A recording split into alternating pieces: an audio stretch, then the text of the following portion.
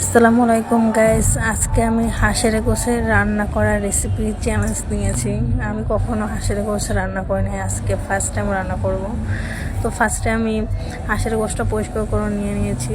তারপর পেঁয়াজ, হলুদ, মরিচ, লবণ, আদা, রসুন একসাথে মিক্স করা ছিল, ওটা দিয়ে দিয়েছি। পেঁয়াজ ভেজে রেখেছি, ওটা দিয়ে দিয়েছি। তারপর তেল পরিমাণ মতো, কারণ যখন আমি আবার রান্না করবো তখন তো তেল দিব। এর জন্য এটাকে আধা ঘন্টার জন্য ম্যারিনেট করে রেখে দিব, যাতে গোশটার ভিতরে সব রকমের মশলা ঢুকে, এর জন্য।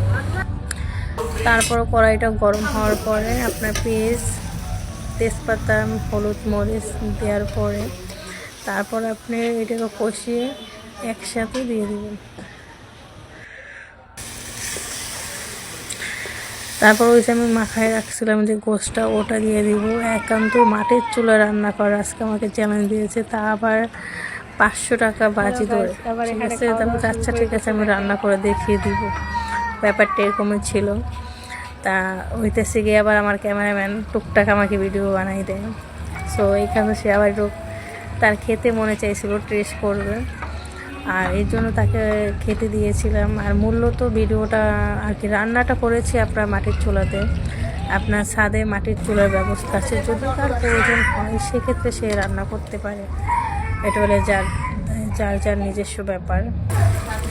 তো এখানে আমি আপনার আস্ত রসুন আর আস্ত কয়েকটা আলু দিয়েছিলাম, যাতে খেতে একটু টেস্ট লাগে। 3-4টা, বেশি না, যেহেতু আমার আলু পছন্দ তাই। আর আপনার রান্না করার পরে অসাধারণ, জাস্ট অসাধারণ, এত টেস্ট হবে সেটা বলার বাইরে। আমার যে এত গুণ সেটা আমি জানতামই না।